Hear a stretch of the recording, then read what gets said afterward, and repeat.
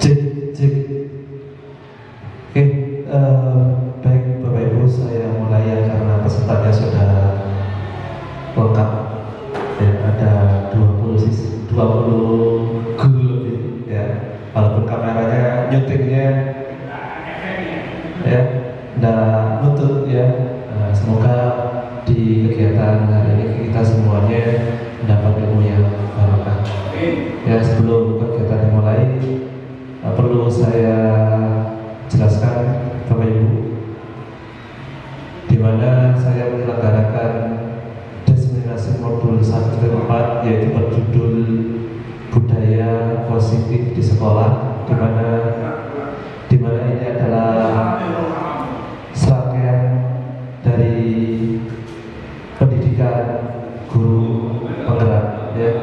Sambil menunggu Ibu Kepala Sekolah untuk hadir, mari kita mulai kegiatan kali ini. Bismillahirrahmanirrahim. Assalamualaikum warahmatullahi wabarakatuh. Waalaikumsalam warahmatullahi wabarakatuh. Alhamdulillahirabbil alamin wa bihi nasta'inu ala umuri waddin. Wassalatu wassalamu ala asrofil anbiya'i wal mursalin wa ala alihi wa sahbihi ajma'in wa ba'du.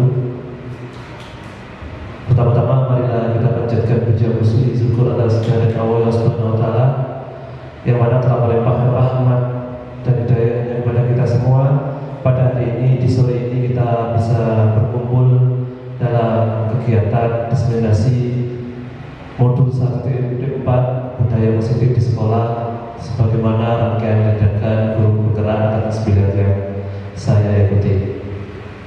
Yang kedua, salawat serta salam tak lupa tercurahkan kepada junjungan kita Nabi besar Muhammad SAW, yang mana telah membawa kita semua dari zaman ke-8, zaman yang penuh dengan kebodohan, sampai ke zaman saat ini, zaman terang benderang dengan ilmu pengetahuan.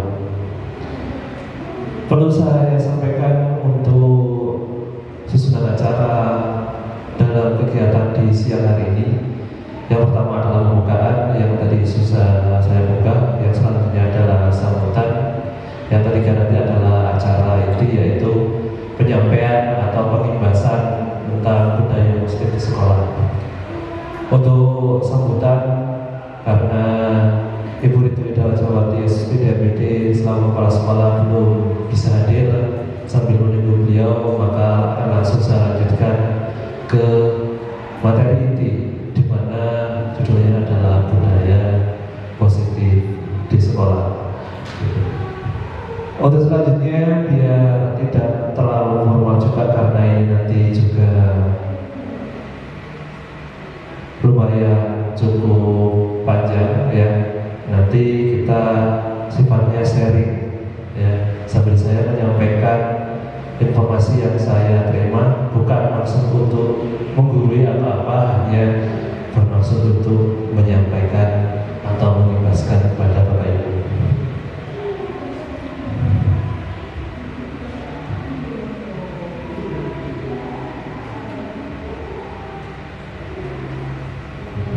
Budaya positif di sekolah. Budaya positif di sekolah sendiri yang dimaksud adalah merupakan suatu kebiasaan hal yang baik, cakup sikap atau perilaku maupun tutur kata oleh seluruh warga sekolah. Yang diharapkan budaya positif itu tidak hanya guru, siswaku, dan seluruh warga sekolah juga mempunyai budaya yang positif. Kira-kira dari bapak-bapak, ibu-ibu, ya, budaya positif itu seperti apa? Mungkin Pak Didik, budaya positif itu gambarannya seperti apa, Pak Didik? Tidak terlambat. Tidak terlambat. Pak Dini mungkin? Salaman. Salim, ya, salim. Ada yang lain mungkin Pak Agus atau Pak Abi? Kira-kira positif itu yang seperti apa budaya positif yang ada di sekolah? Memakai seragam. Berarti intinya adalah semuanya bersifat aturan atau tata tertib yang harus dipatuhi, jadi akan dipenuhi gitu ya, Bapak Ibu. Oke, ini untuk pengertian sendiri di budaya positif sekolah. Ya, Sebelum lebih lanjut, ada beberapa pertanyaan romantik yang perlu saya sampaikan. Ya, ini tinggal sebenarnya Bapak Ibu tinggal jawab setuju atau tidak setuju saja. Ya, pertanyaan pertama adalah hukuman dapat mendisiplinkan anak. Setuju atau tidak setuju? Setuju. Hukuman dapat mendisiplinkan anak. Pak Fik setuju atau tidak setuju? Tidak setuju. Pak Yanto setuju. Ya, jadi ada yang setuju dan ada yang tidak setuju karena memang pertanyaannya dua, ya. Atau jawabannya dua. Yang kedua adalah pemberian hukuman dengan hal yang positif seperti membaca atau membersihkan halaman sekolah dapat meningkatkan disiplin anak. Ya, itu sedikit tipu ya sebenarnya tiga tidak ada, hanya 1, 2, 3 saja. Pemberian hukuman ya dengan hal positif seperti membaca atau membersihkan halaman sekolah dapat meningkatkan disiplin anak. Bagaimana? Setuju atau tidak setuju? Pak Didi setuju. Pak Didi bagaimana Pak Didi? Nomor 2 setuju.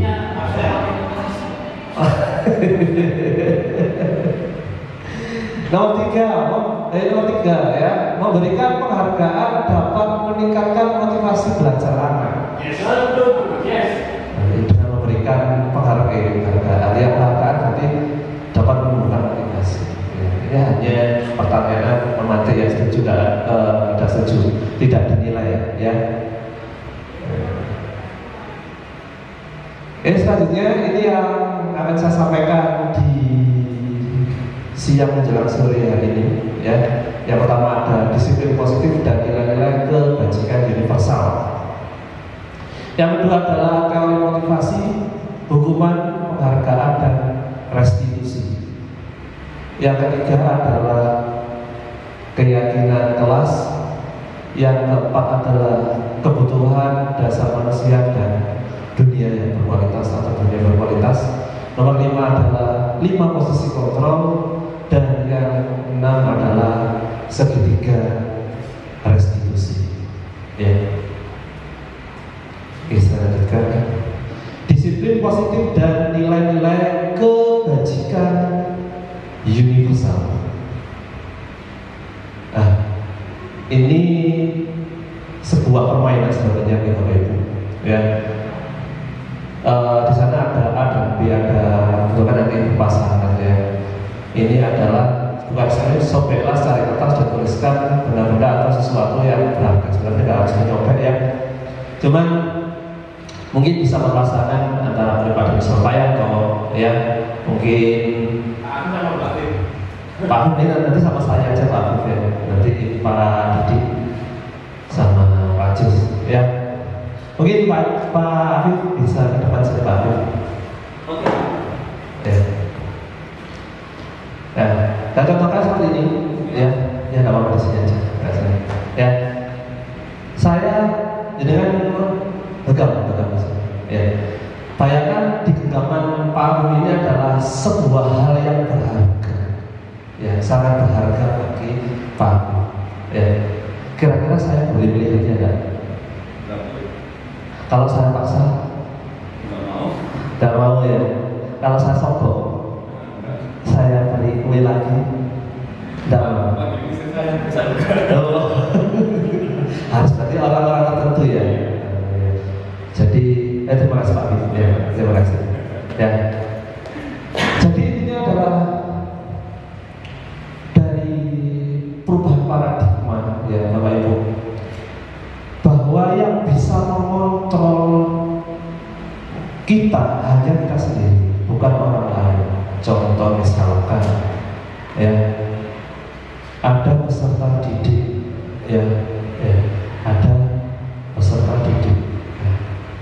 Karena peserta didik itu takut kepada guru, jadi seolah-olah guru itu merasa saya hanya. Tidak, sebenarnya tidak seperti itu. Yang mengendalikan, yang punya kontrol itu adalah diri kita sendiri. Jadi kita istilahnya adalah bagaimana kita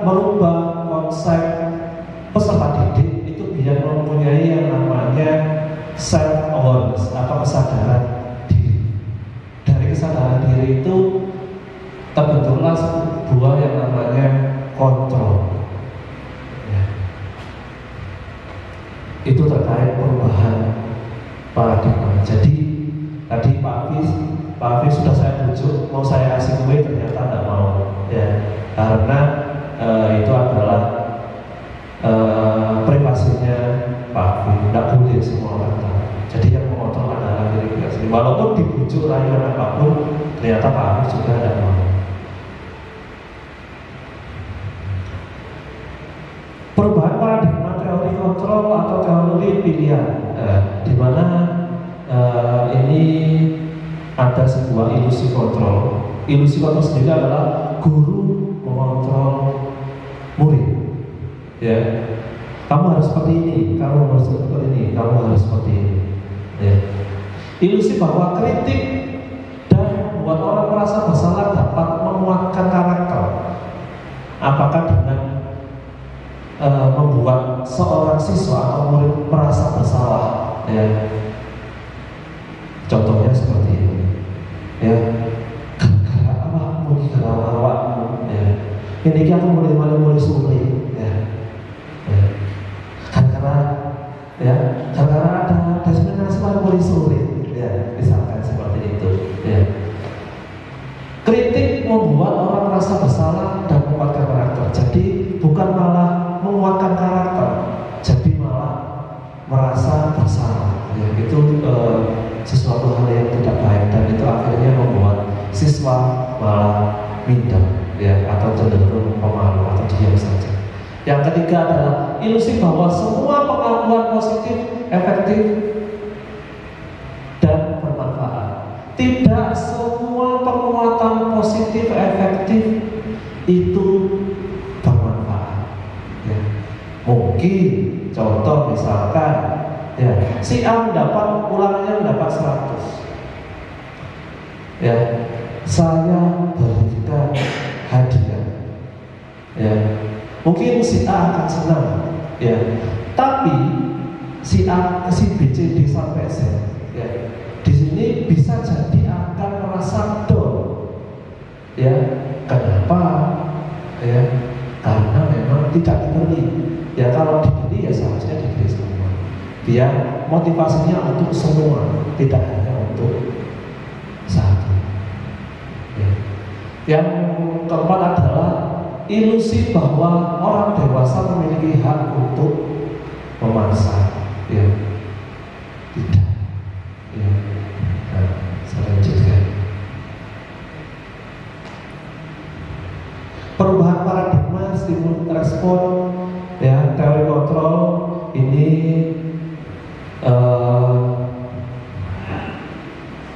dari teori kontrol William Glasser, ya, di mana siapa sesungguhnya yang memiliki kontrol. Stimulus, respon, dan teori kontrol atau pilihan. Ya, di mana di sini adalah kita mencoba mengubah orang agar berpandangan sama dengan kita. Kalau teori kontrolnya adalah kita berusaha memahami orang lain tentang dunia. Yang kedua adalah perilaku buruk dapat sebagai perilaku buruk dilihat sebagai suatu kesalahan. Ini kalau stimulus responnya. Kalau teori kontrolnya yaitu semua perilaku memiliki tujuan. Entah itu jelek, entah itu baik, pasti ada tujuannya. Ya, entah itu tujuannya tak bagus atau mengapa, pasti ada tujuannya. Orang lain bisa mengontrol saya. Kalau teori kontrolnya adalah hanya Anda yang bisa mengontrol diri saya. Termasuk Pak Hafiz tadi. Saya minta, saya mau mengontrol Pak Hafiz. Pak Hafiz buka tangannya. Pak Hafiz, saya mau lihat apa yang ada di dalam. Pak Hafiz tidak mau, karena yang memegang penuh kontrol adalah Pak Hafiz sendiri. Jadi seperti itu. Pemaksaan ada pada saat bujukan gagal, ya, kayak tadi ya, saya bujuk, ya, gagal, dan akhirnya timbullah pemaksaan, ya, gitu. Kolaborasi dan konsensus menciptakan pilihan-pilihan baru. Ya, yang terakhir adalah model berpikir penangkalan. Ya, kalau teori kontrol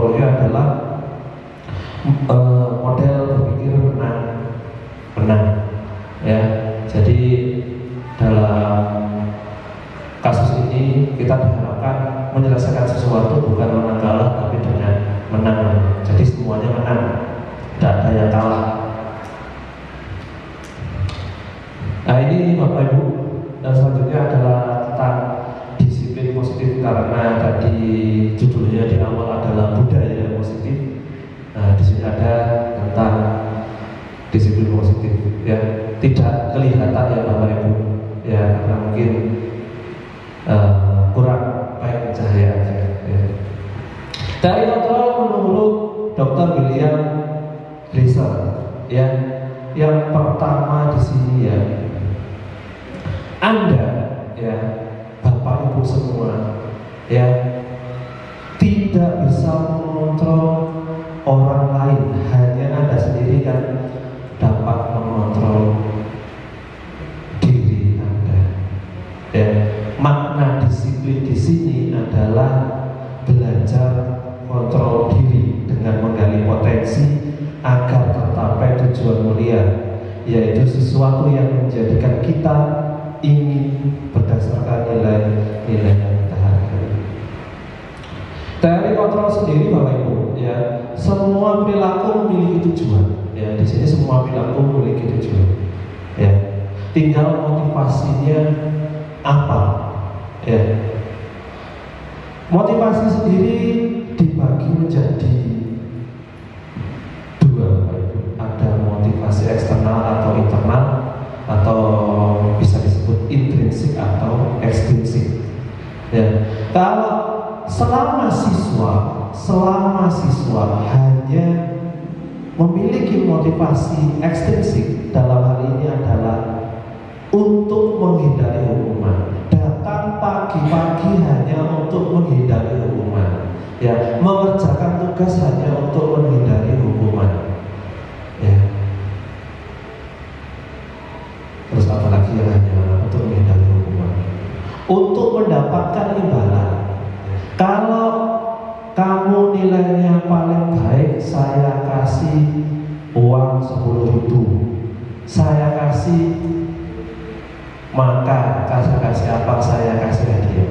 Itu adalah motivasi yang tumbuhnya dari luar atau dari faktor eksternal. Jadi karena imbalan atau bisa disebut pamrih, ya, melakukan ini jika ini, ya, intinya masih ada jika, itu faktor yang timbul dari motivasi ekstrinsik atau eksternal. Yang kedua adalah yang kita harapkan, yang nantinya kita bisa arahkan kepada siswa, yaitu motivasi yang tumbuh dari diri siswa masing-masing, yaitu motivasi intrinsik, ya, atau motivasi internal. Di mana motivasi intrinsik ini adalah bagaimana siswa mampu menghargai dirinya sendiri, mampu menghargai atau menerapkan nilai-nilai kebajikan universal melalui sebuah keyakinan Tuhan. Terima kasih Bu Reni sudah menyempatkan untuk hadir.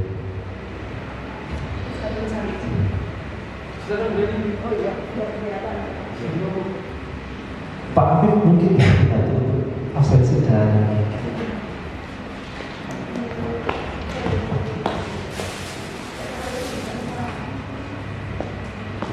selanjutnya tadi sudah ada teori motivasi, di mana ada motivasi ekstrinsik atau eksternal, dan selanjutnya ada motivasi intrinsik atau internal, ya, di mana yang kita harapkan seorang siswa mampu menumbuhkan atau mempunyai motivasi yang langsung dari dirinya sendiri. Yang selanjutnya adalah model berpikiran menang-menang, ya, dan kolaborasi, ya, kolaborasi dan konsensus menciptakan pilihan-pilihan baru, ya, di mana ada 5 posisi kontrol, ya. Yang pertama ada posisi kontrol menghukum, posisi kontrol rasa bersalah, posisi kontrol teman, ya, pemantau, dan yang terakhir adalah posisi manajer.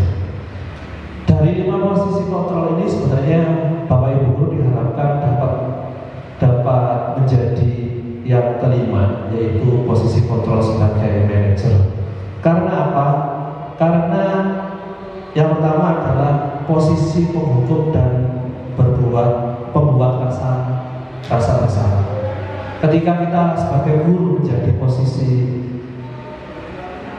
menjadi pembuat rasa bersalah, maka dampaknya akan dua, di mana dampak kepada murid juga kepada diri kita.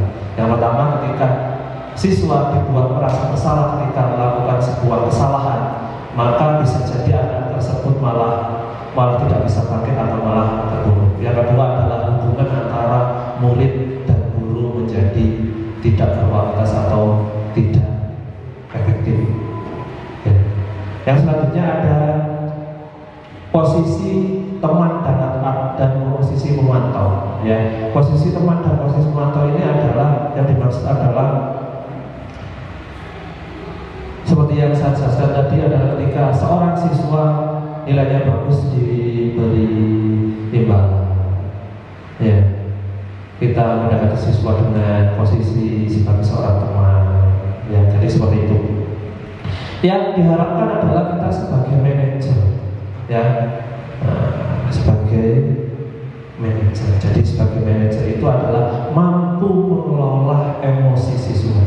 Jadi bukan menghukum, ya, bukan apa, tapi memberikan kesempatan bagi siswa untuk menyadari kesalahan dan sendiri dan mencari solusinya sendiri. Jadi misalkan si A, ya, terlambat. Kalau misalkan salah, harus bagaimana? Ya, harus bagaimana? Jadi kita sebagai Bapak Ibu guru memberikan kesempatan bagi siswa untuk menganalisis kesalahannya sendiri, mencari solusinya sendiri. Ya, bukan kita yang menghukum, bukan kita yang membuat merasa bersalah. Jadi seorang murid atau seorang guru yang baik dalam menyelesaikan masalah adalah meminta atau membuat siswa tahu akan kesalahan. Jadi sehingga ketika seorang siswa tahu akan kesalahannya sendiri, maka secara langsung mereka akan mempunyai tanggung jawab untuk memperbaiki dirinya sendiri. Nah, sekarang karena di materi olahraga dan budaya positif dan berkaitan dengan disiplin, saya mau tanya di Bapak Ibu, kira-kira disiplin itu apa Bapak Ibu? Apa Pak Denny? Kira-kira disiplin itu apa Pak Ibu? Menghargai waktu. Menghargai waktu. Pak Yanto mungkin disiplin itu apa Pak Yanto? Melaksanakan aturan. Menyelaksanakan aturan. Pak Didi, disiplin. Sesuai aturan dan norma disiplin yang ada. Bu Reni, mungkin Bu Reni ada pendapat, kira-kira Bu Reni disiplin itu apa Bu Reni?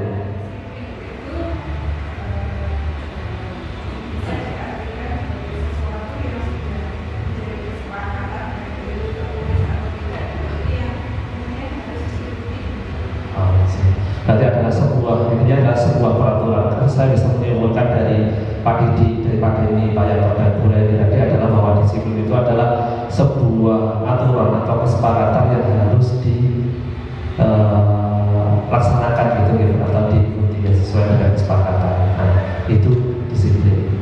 Sebenarnya disiplin Bapak Ibu, yang dari saya pelajari disiplin itu adalah berasal dari bahasa Latin yaitu disiplina, disiplina ya, yang artinya belajar. Maka asal dari kata ini berkonotasi dengan disiplin diri, yaitu murid-murid sekolah tes dan Plato. Ini pendapatnya Sokrates dan Plato. Jadi kenapa belajar Bapak Ibu? Dari setiap aturan memang ada sebuah aturan yang harus kita latih seperti yang dikatakan oleh Pak Denny, Pak Yanto, Pak Didi. Siswa ya, untuk disiplin itu maka dibutuhkan yang namanya belajar. Jadi untuk menumbuhkan disiplin itu sendiri, seorang siswa juga harus belajar. Disiplin membuat orang menggali potensi menuju sebuah tujuan, ya, apa yang dia hargai. Saya disiplin, misalkan saya belajar, saya berangkat pagi, saya melaksanakan tugas-tugas yang diberikan dengan tepat waktu, bukan untuk biar saya harus mencontohi, tidak. Oh, si A dapat mengerjakan tugas tepat waktu, ya nilainya baik, bukan karena harus atau ingin diberikan sesuatu atau yang lain, tapi disiplin sendiri diharapkan adalah kita belajar menghargai diri kita sendiri. Ketika kita bisa menghargai diri kita sendiri, maka secara tidak langsung disiplin itu akan tertanam pada diri kita sendiri tanpa ada embel-embel biar saya nanti dipuji, biar saya nanti, ya kalau zaman bahasa Jawanya itu mungkin cari muka, itu kalau bahasa Indonesia biar cari muka, biar dipuji, biar. Namun dalam budaya kita, makna kata disiplin telah berubah menjadi sesuatu yang dilakukan seseorang pada orang lain untuk mendapat kepatuhan. Kecenderungan umum adalah menghubungkan kata disiplin dengan ketidaknyamanan, bukan dengan apa yang kita hargai ataupun pencapaian suatu tujuan mulia. Jadi yang diharapkan dari disiplin itu sendiri adalah bukan melahirkan ketidaknyamanan.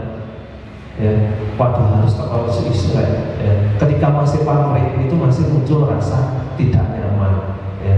Diharapkan disiplin sendiri adalah kita belajar, ya menghargai diri sendiri. Ya, ketika kita bisa melaksanakan maka hati kita bisa nyaman. Itu adalah makna disiplin. Selanjutnya adalah nilai-nilai kebajikan universal. Ya, nilai-nilai kebajikan universal adalah sifat positif manusia yang merupakan tujuan mulia yang ingin dicapai setiap individu. Ya, Dr. William Glasser sendiri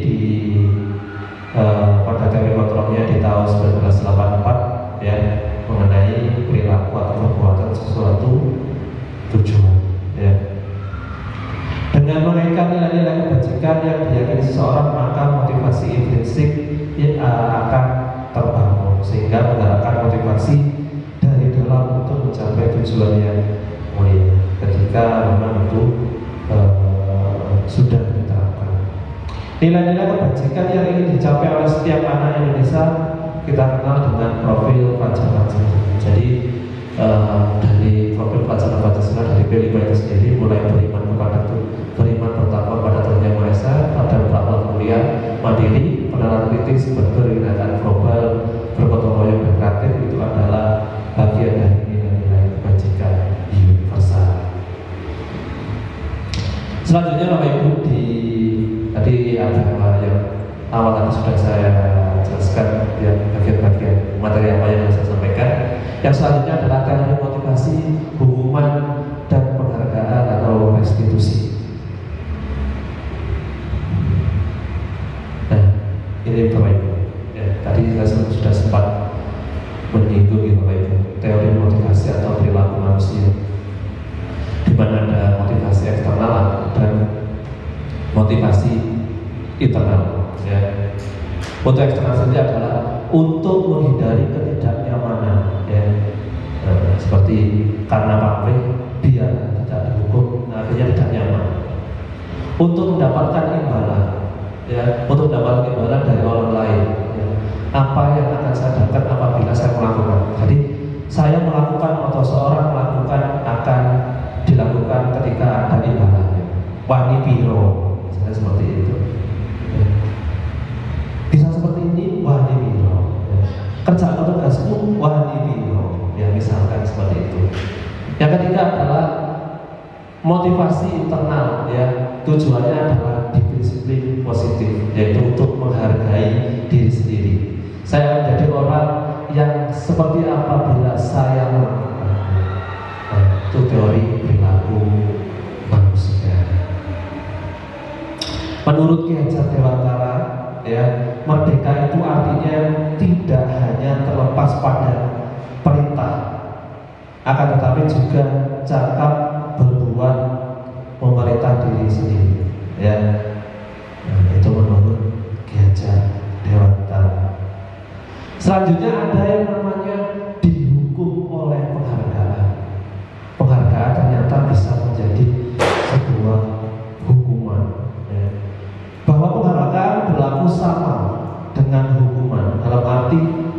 meminta atau membujuk seseorang melakukan suatu untuk memenuhi suatu tujuan tertentu.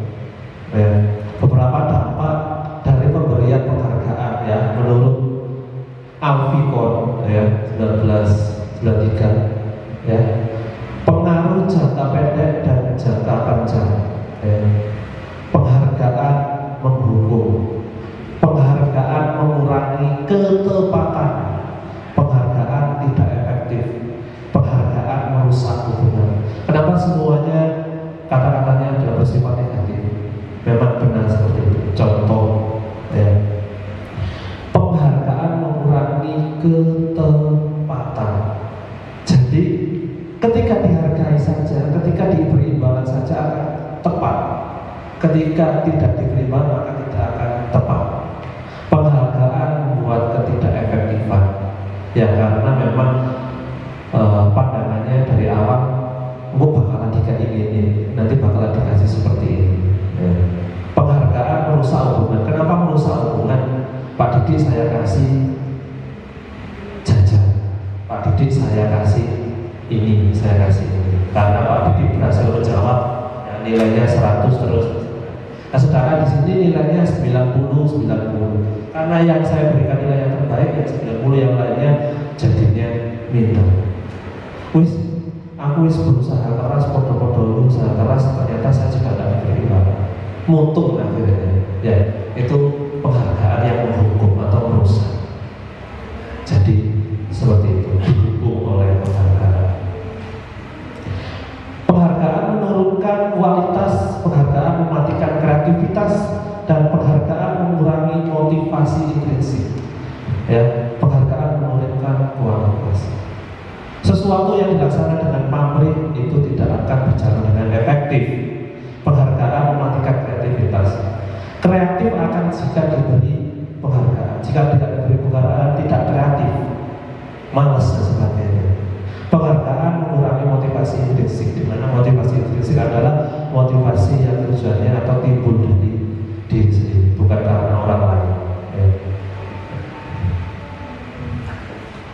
Bentuk kebajikan atau apresiasi. Ya.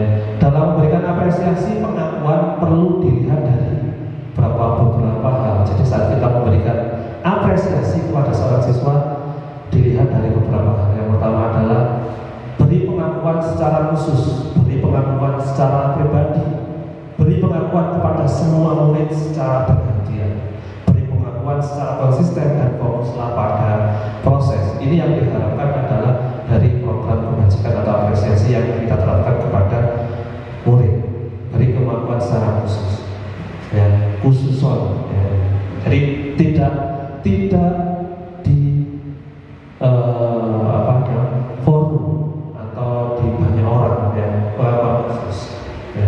Beri pengakuan secara pribadi. Oh, kamu pintar gini. Terima kasih ya sudah membantu saya. Terima kasih sudah membantu Pak Imam. Terima kasih sudah membantu Bapak Ibu di sini. Pengakuan secara pribadi. Kalau memang banyak murid atau banyak orang, semuanya berilah pengakuan. Terima kasih Pak C sudah hadir. Terima kasih Pak Didi sudah meluangkan waktunya. Terima kasih Pak Dede. Terima kasih Pak Yanto. Terima kasih Pak Reda. Terima kasih Pak Afif dan Bapak Ibu semua. Jadi diberi semua, diberi pengakuan semua, ya. Jadi kalau semua ada 100 audiens, semuanya beri pengakuan. Terima kasih Bapak Ibu semua. Jadi semuanya bukan satu. Yang selanjutnya adalah beri pengakuan secara konsisten. Maksudnya konsisten adalah untuk menumbuhkan motivasi intrinsik itu tadi adalah sekarang ya, salah atau betul ya. Terima kasih jawabannya sangat hebat, jawabannya sangat menarik. Waktu itu sebenarnya jawabannya kurang pas, tetap jawabannya sangat hebat sekali. Nah itu berilah pengakuan secara, walaupun diusahakan seperti itu. Fokuslah pada proses, ya, bukan pada hasil. Contoh pengakuan atau apresiasi kebajikan. Ya, kemarin saya perhatikan kalau nilai kebajikannya adalah rasa empatimu besar sekali. Kalau situasinya adalah pada saat menolong murid atau di kelas kita, saya menghargai. Berarti untuk nilai kebajikannya adalah kepedulian, peduli. Ya, situasinya adalah pada saat kamu membantu teman-teman di tugas kelompok, ya, dan seterusnya. Nah, ini Bapak Ibu kita bahas bersama-sama ya Bapak ya.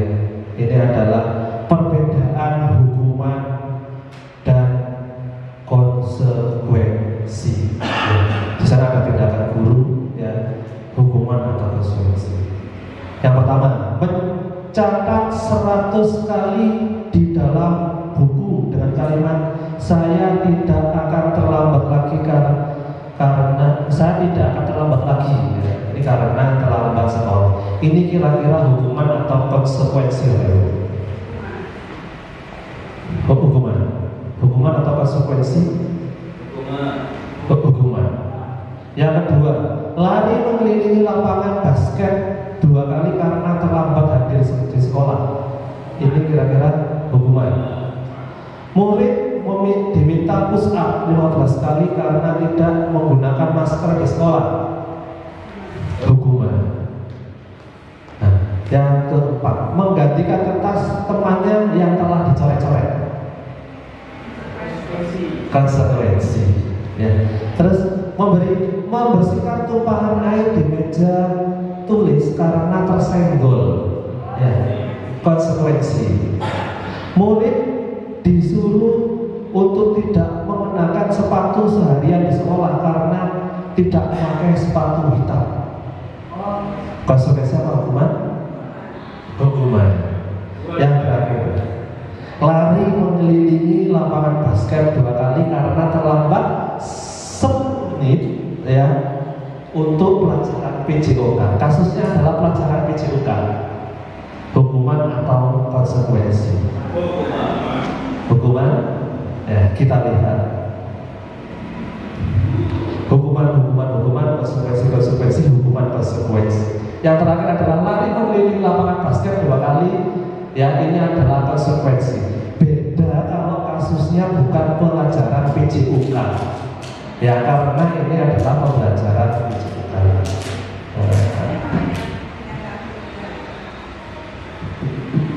Yang nomor berapa berarti?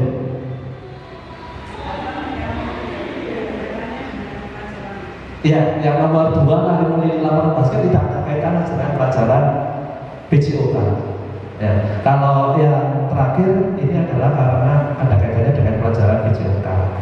Jadi seperti itu, Bapak Ibu. Perbedaan hukuman dan konsekuensi.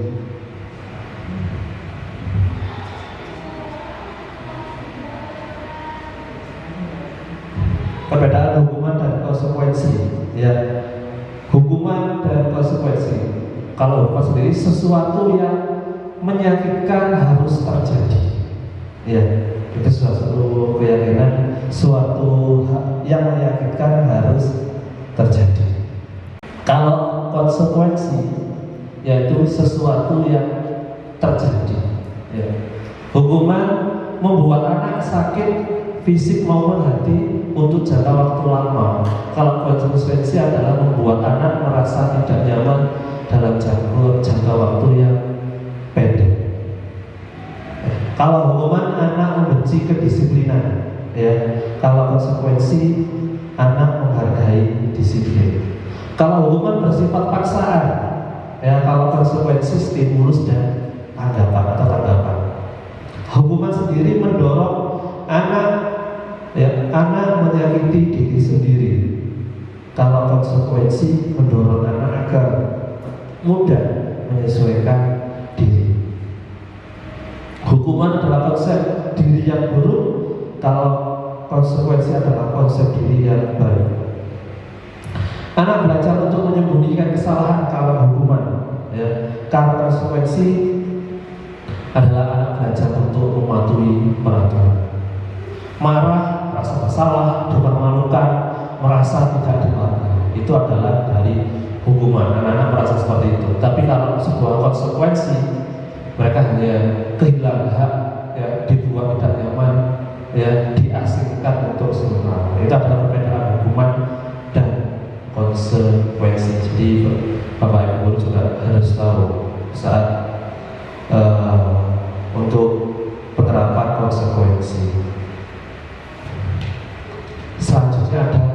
restitusi. Apa itu restitusi? Restitusi adalah proses menciptakan kondisi bagi murid untuk memperbaiki kesalahan mereka, sehingga mereka bisa kembali pada kelompok mereka dengan karakter yang lebih kuat. Itu restitusi. Restitusi juga merupakan proses kolaboratif yang mengajarkan murid untuk mencari solusi untuk masalah mereka dan membantu murid untuk berpikir tentang orang seperti apa yang mereka ingin menjadi atau tujuan murid dan bagaimana mereka harus memperlakukan orang lain. Jadi restitusi ini digunakan biasanya saat mencari informasi, menggali informasi yang tentang kesalahan yang dilakukan oleh seorang murid atau seorang peserta didik. Yang diharapkan dari restitusi ini adalah mereka murid yang membuat kesalahan adalah ketika kita restitusi bukan malah mereka down akhirnya menyerah, tapi diharapkan dapat menjadi lebih atau menjadikan karakter yang lebih kuat setelah restitusi. Tidak kelihatan ya Bapak Ibu, saya bacakan saja atau saya jelaskan ya, karena buram ya. Yang pojok sana itu ada yang namanya identitas gagal ya, yang sebelahnya itu adalah identitas sukses ya.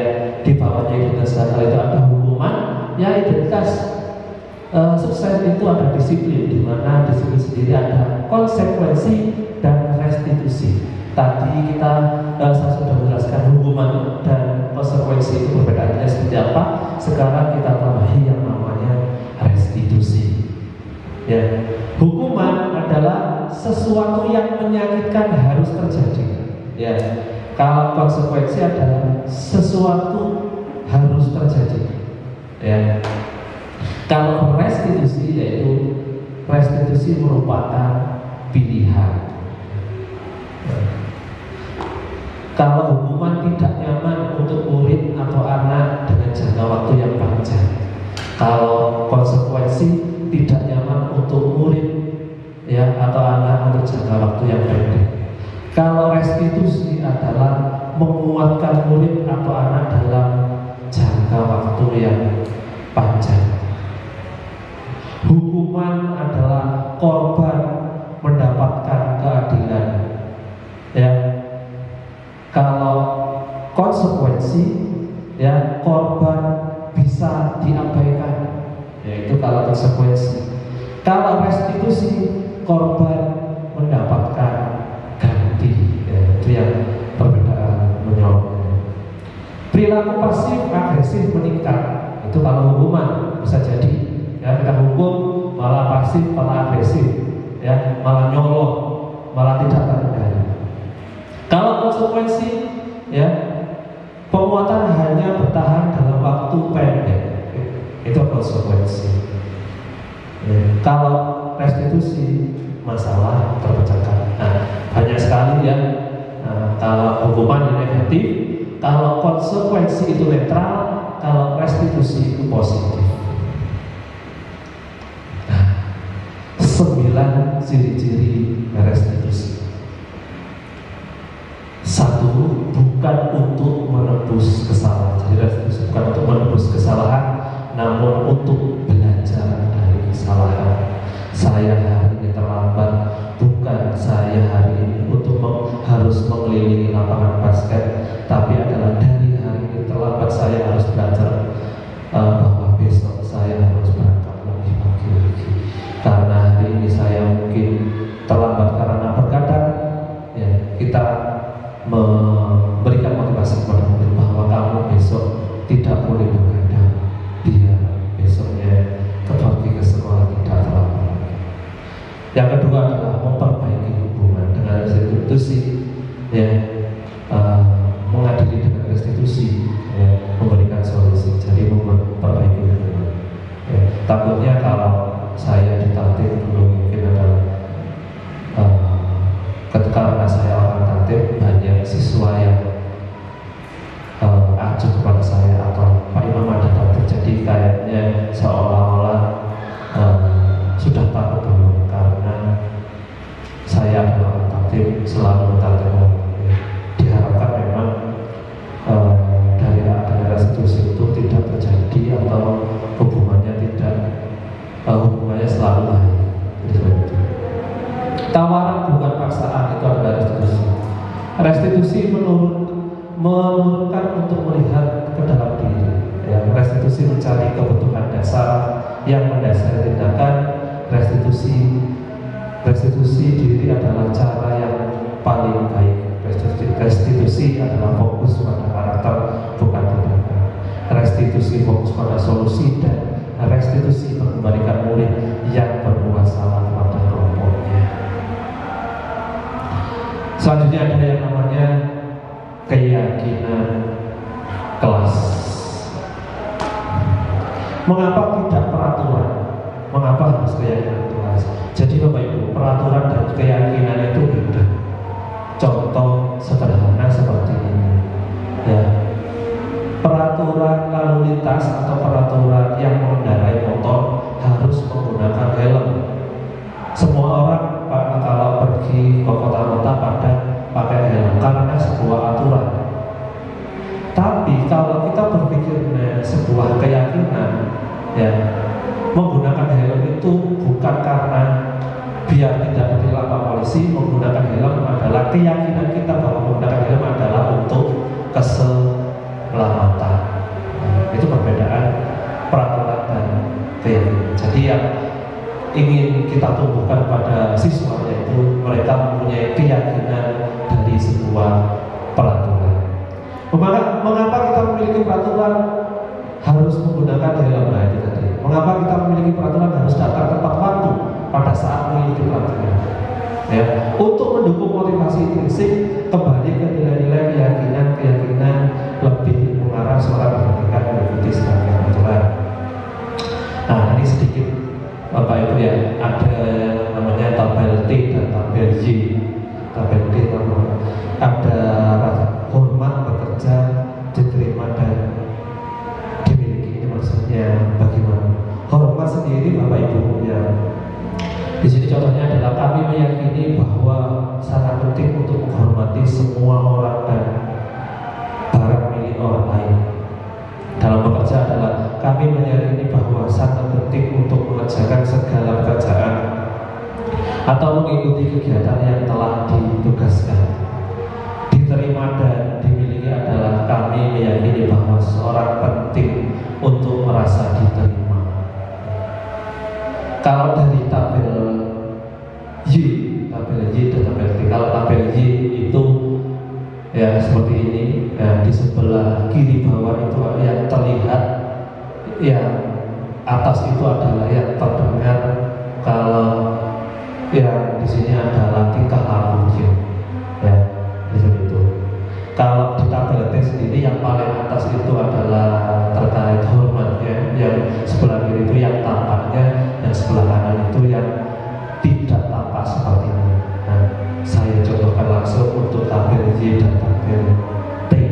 Contoh hormat terdengar yaitu adalah satu orang berbicara. Contoh misalkan, yuk saya bantu, kita bisa selesaikan ini bersama.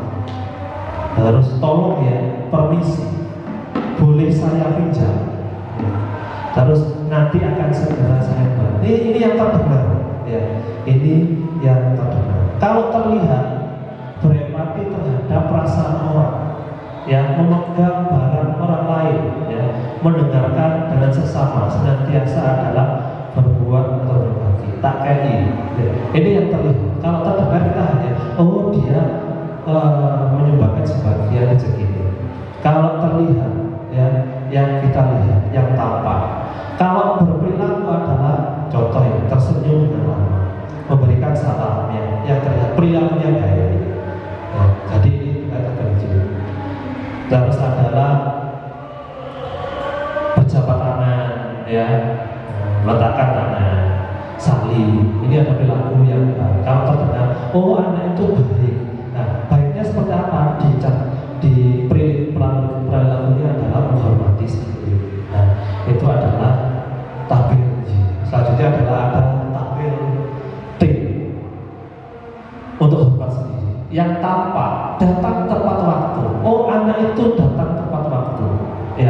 Itu yang tampak. Bisa jadi ketika kita tinggal ke sana atau kita tidak piket, misalkan tidak piket di gerbang sekolah, anak itu ternyata tidak adil atau terlambat.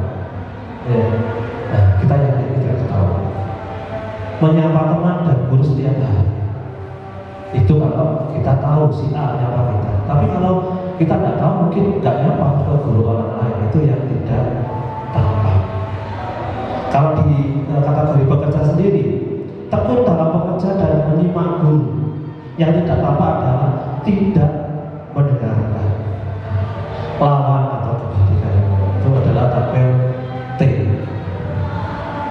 Nah, ini Bapak Ibu tadi karena tadi materi ada sebelum itu adalah keyakinan kelas, perbedaan peraturan dan keyakinan. Selalu kalau peraturan ya Bapak Ibu ya, kalau peraturan selalu kembalikan buku ke tempatnya. Dilarang mengganggu orang lain. Peraturan hadir di sekolah 15 menit sebelum pembelajaran dimulai, itu peraturan. Dilarang melakukan kekerasan, peraturan. Termasuk yang ada di tatib itu kalau tidak salah ada banyak ya, ada A, B, C. Nah, A berapa semuanya dalam peraturan. Dilarang menggunakan narkoba, bergantian atau menunggu giliran, gunakan masker, jangan berlari di kelas atau koridor. Itu peraturan Bapak Ibu. Atas keyakinan kelasnya seperti apa? Keyakinan kelasnya adalah bentuknya seperti ini. Jika peraturannya sesuatu selalu kembalikan buku ke tempatnya, artinya keyakinan kelas yang harus ditemukan adalah tanggung jawab. Selanjutnya adalah dilarang mengganggu orang lain. Berarti yang harus diyakini adalah seorang siswa harus menghormati orang lain. Kalau peraturan hadir di sekolah 15 menit sebelum pembelajaran dimulai, kalau keyakinannya adalah menghormati orang lain, komitmen, itu keyakinan. Ya. Dilarang melakukan kekerasan, ya, kalau keyakinannya adalah keselamatan. Dilarang menggunakan narkoba, kalau keyakinannya adalah kesehatan. Bergantian atau menunggu giliran, keyakinannya adalah bersabar. Gunakan masker, keyakinannya adalah kesehatan dan keselamatan. Jangan berlari di kelas atau koridor, itu peraturan. Kalau keyakinan kelasnya adalah keselamatan, ya. Gunakan helm saat berkendara, ya, itu peraturan. Keyakinannya adalah demi keselamatan. Jadi yang harus dipahami anak-anak, yang harus dilakukan anak-anak, diperhatikan adalah terkait keyakinan. Dari keyakinan ini, maka ketika anak sudah yakin, maka secara tidak langsung peraturan akan ditaati. Nah, jadi seperti itu korelasinya. Selanjutnya ada yang namanya kebutuhan dasar manusia dan dunia yang berkualitas. Setiap orang mempunyai kebutuhan dasar. Tindakan siswa, tindakan kesalahan, semuanya ada hubungannya dengan kebutuhan dasar manusia dan dunia berkualitas. Kebutuhan manusia sendiri ada 5, yaitu adalah untuk bertahan hidup, ya, ada kasih sayang, rasa diterima, ada penguasaan, ada kesenangan, dan ada kebebasan. Ini adalah 5 kebutuhan dasar manusia. Kebutuhan bertahan hidup. Kebutuhan bertahan hidup atau survival adalah kebutuhan yang bersifat fisiologis untuk bertahan hidup, misalnya kesehatan, rumah, dan makanan. Saya lapar, ya, misalkan. Kebutuhan tidur, ngantuk, kebutuhan minum, nah, itu kebutuhan, ya, kebutuhan untuk bertahan hidup. Yang selanjutnya adalah kasih sayang atau rasa diterima, kebutuhan untuk diterima, kebutuhan untuk disayangi dan diterima, meliputi kebutuhan hubungan dan koneksi sosial, kebutuhan untuk memberi, menerima, ya, menerima kasih sayang, kebutuhan untuk menjadi bagian dari suatu kelompok, ya. Kebutuhan ini juga meliputi untuk tetap terhubung dengan orang lain, seperti teman, keluarga, pasangan hidup, teman kerja, ya. Saya di sini diterima oleh Bapak Ibu Guru untuk menjalankan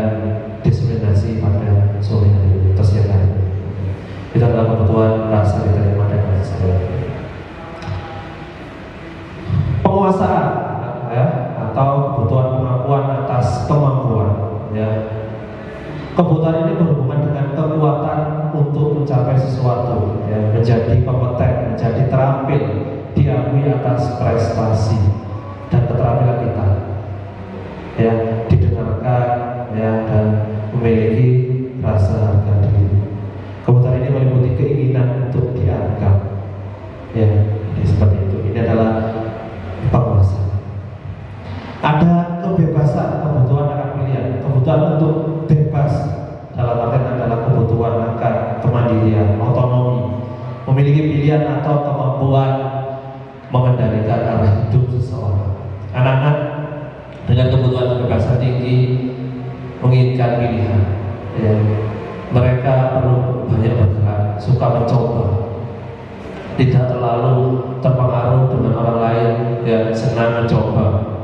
Walaupun kadang-kadang yang dicoba itu hal-hal yang tidak baik ya, mereka adalah ekspresinya adalah kepingin bebas ya. Nah, itu salah satu dari kebutuhan dasar manusia. Dan terakhir ada kesenangan, kebutuhan untuk merasa senang ya. Kebutuhan akan kesenangan adalah kebutuhan untuk mencari kesenangan, bermain tawa. Bayangkan hidup tanpa kenikmatan apapun ya, betapa menyedihkan. Kita tidak bisa menikmati hidup, tidak bisa menikmati kuih, tidak bisa menikmati lemper yang sudah disiapkan seperti itu. Nah, tadi di awal saya sudah menjelaskan 5 posisi kontrol ya Bapak Ibu. Ada penghukum, membuat rasa bersalah, terus posisinya sebagai teman, pemantau, dan manajer ya. Guru berkata jika dalam posisi menghukum. Jika misalkan saya guru dalam posisi menghukum, saya berkata ya, menunjuk-nunjuk, menyindir-nyindir ya.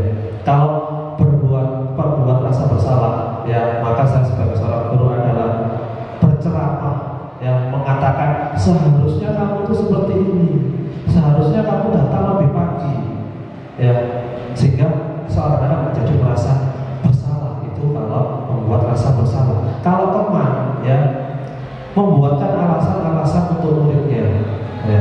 Kalau pemantau, menghitung dan mengukur. Nah, kalau manajer, mengajukan pertanyaan-pertanyaan. Kenapa hari ini kamu terlambat? Pasti ada alasannya. Pasti seperti itu. Guru berkata, kalau sebagai penghukum, kalau kamu tidak melakukannya, awas ya, rasakan. Kata-kata awas, rasakan itu adalah sebagai hukuman. Kalau membuat kamu bersalah adalah kamu seharusnya, kamu sudah tahu ibu lelah, bapak lelah ya. Itu kalau kita sebagai atau posisi membuat rasa bersalah. Kalau sebagai teman, ayolah lakukan, ayo minta tolong demi Pak Ibu, demi Pak Dudu, demi Pak Ajis. Nah, itu sebagai teman. Kalau sebagai pemantau, apa peraturannya? Misalkan salah, kira-kira peraturannya apa? Nah, kalau manajer, ya sebagai orang manajer, apa yang kita yakini, apa yang kamu yakini, apa yang bisa kamu kerjakan untuk memperbaiki masalah. Jadi ketika kita di posisi manajer, anak diarahkan untuk tahu akan apa yang atau akan kesalahannya. Jadi disuruh menggali kesalahannya apa. Ketika sudah tahu kesalahannya apa, kira-kira solusinya bagaimana. Jadi seperti itu. Nah, itu adalah teori kontrol atau 5 posisi kontrol.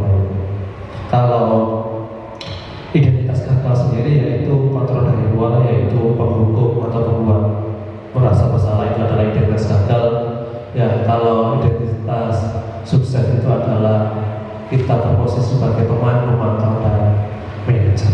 Kita sebagai guru diharapkan mempunyai atau menjadikan posisi kontrol teman, pemantau, dan manajer itu sendiri dalam menggali suatu masalah.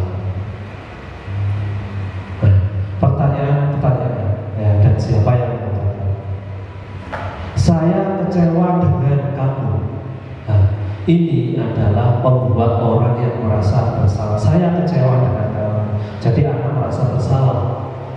Kamu tidak pernah benar menghukum, kamu tidak pernah benar kita apa sih, seperti itu. Ayo lakukan demi Bapak Ibu. Ya, ini kita seolah-olah menjadi seorang teman.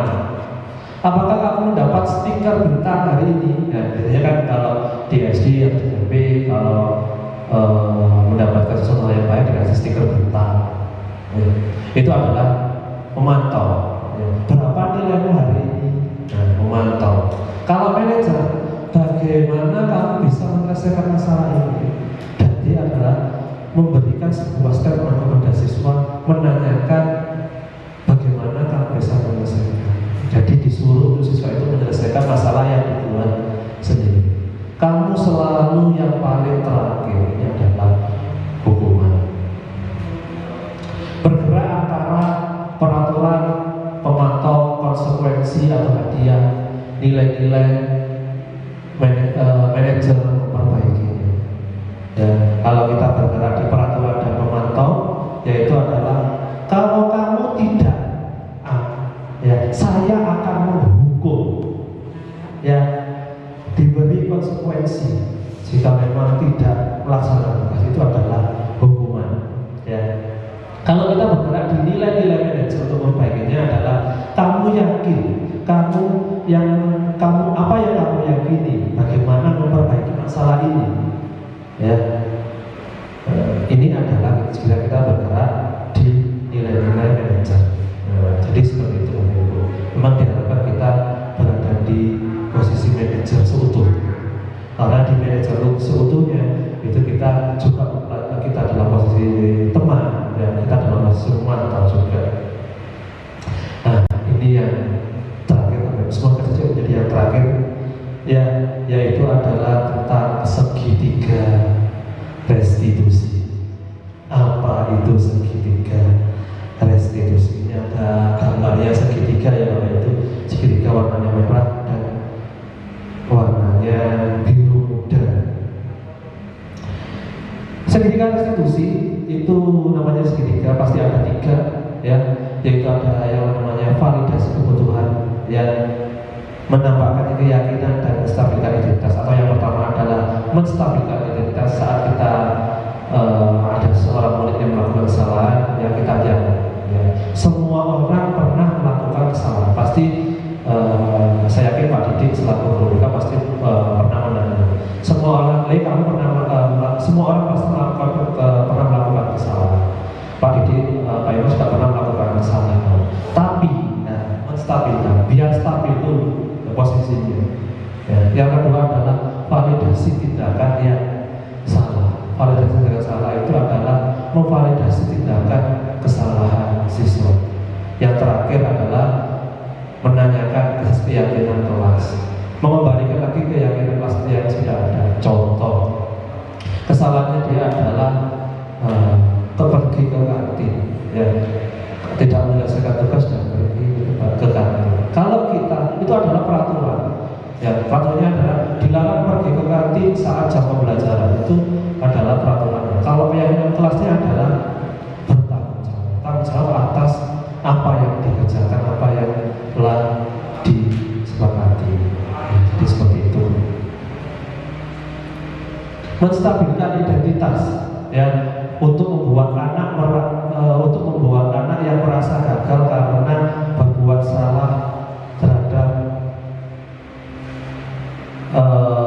salah menjadi posisi terhadap dirinya. Jangan menstabilkan identitas.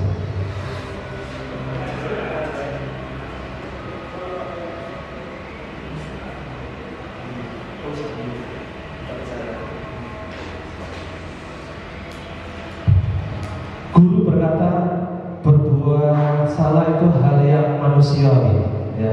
Tidak ada manusia yang sempurna. Bapak Ibu juga pernah berbuat salah. Kita pasti bisa menyelesaikan permasalahan ini. Bapak tidak tertarik untuk mencari kesalahan kita. Biasanya saat kita menghadapi kesalahan murid atau menggali informasi, biasanya seperti itu. Bapak tidak tertarik untuk mencari tahu siapa yang salah dan siapa yang benar. Nah, ini tujuannya adalah untuk menstabilkan identitas.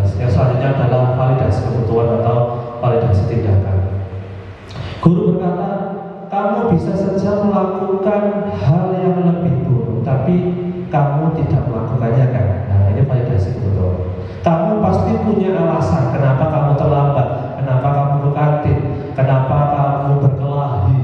Pasti semuanya memiliki alasan kenapa melakukan hal tersebut. Apa itu penting bagi kamu? Itu adalah validasi.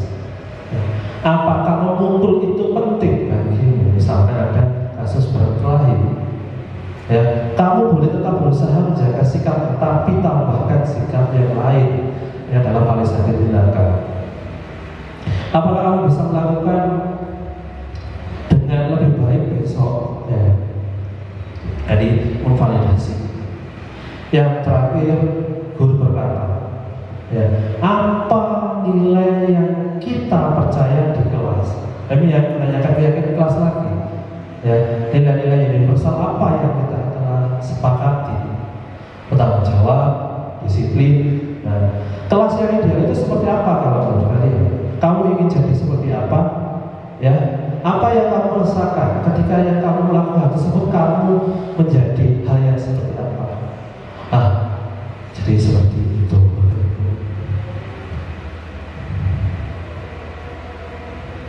Nah, ini intervensi 30 detik ini adalah contohnya adalah apa kamu ingin berbuat lebih baik, apakah saat kamu sedang menjadi seorang yang kamu inginkan, apakah wajar membuat kesalahan. Ini tentang intervensi 30 detik. Intervensi ini bisa membantu murid untuk kembali ke tujuan semula. Refleksi, hal baru apa yang merubah paradigma saya yang saya dapatkan, perasaan apa yang muncul selama mengikuti sesi ini, dan peran Among seperti apakah yang telah saya lakukan selama mengikuti modul ini atau dalam kegiatan di siang hari ini. Ya, saya menjadi Among yang seperti apa setelah mengikuti sesi ini. Ya, ini refleksi untuk kita Bapak Ibu semua, bukan hanya saya saja di sini selaku yang memberi